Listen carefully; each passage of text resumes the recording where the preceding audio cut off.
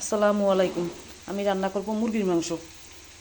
মুরগির মাংস রান্না করব, এই জন্য আমি কড়াইতে এই যে তেল দিয়ে দিলাম, কিছু পেঁয়াজ দিয়ে দিলাম, আর আস্ত কিছু মশলা দিয়ে দিলাম, গোটা মশলা, দারচিনি, এলাচ, লং এগুলি দিয়ে দিলাম, একটু গোলমরিচ এগুলি একসাথে পেঁয়াজের সাথে দিয়ে দিলাম। পেঁয়াজের সাথে দিলে হয় কি, ওই মশলার ঘ্রাণটা ভালো আসে। যখন পেঁয়াজটা এমন হবে, এই পর্যায়ে আসবে, সিদ্ধ হয়ে আসবে, তখন আমি এদিকে দিয়ে দিব আদা বাটা আর রসুন বাটা।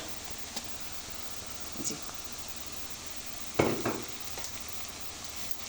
আদা বাটা আর রসুন বাটা দিয়ে দিলাম। এখন আমি দিয়ে দিব এদিকে গুঁড়া মশলা, কিছু ধনিয়ার গুঁড়া, জিরার গুঁড়া, হলুদ, এদিকে 1 চামচ কারি মশলাও দিলাম, কিছু হলুদ, সামান্য একটু হলুদ দিয়ে দিলাম, কারণ কারি মশলার সাথে হলুদ থাকে।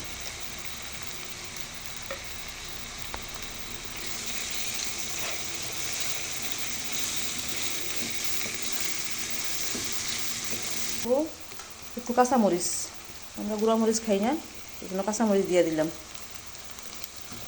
মরিচ অল্প দিছি, জাল খাই না সাইকি, এই জন্য অল্প মরিচ দিয়ে দিলাম।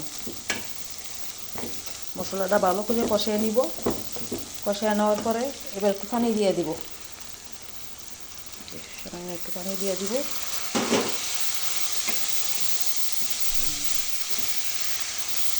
এবার আমি মাংসটা দিয়ে দিব।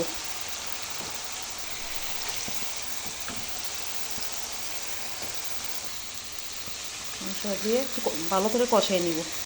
এই যে আমার মাংস কষানো হয়ে গেছে, এখন আমি আলু দিয়ে দিব এটার ভিতরে। আলু দিয়ে দিব।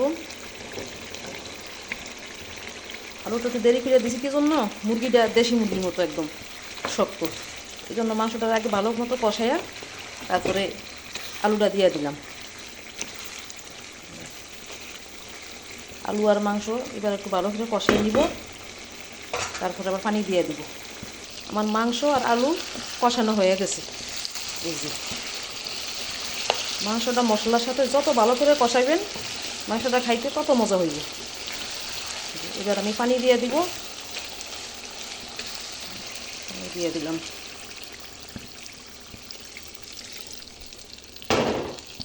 এখন ঢাকনা দিয়ে আবার ঢেকে রাখবো। আমি এখন টালা জিরা গুঁড়া দিয়ে দিব 1 চামচ, আর একটু দিয়ে দিব। এখন একটু নেড়ে ছেড়ে তারপরে নামিয়ে ফেলবো।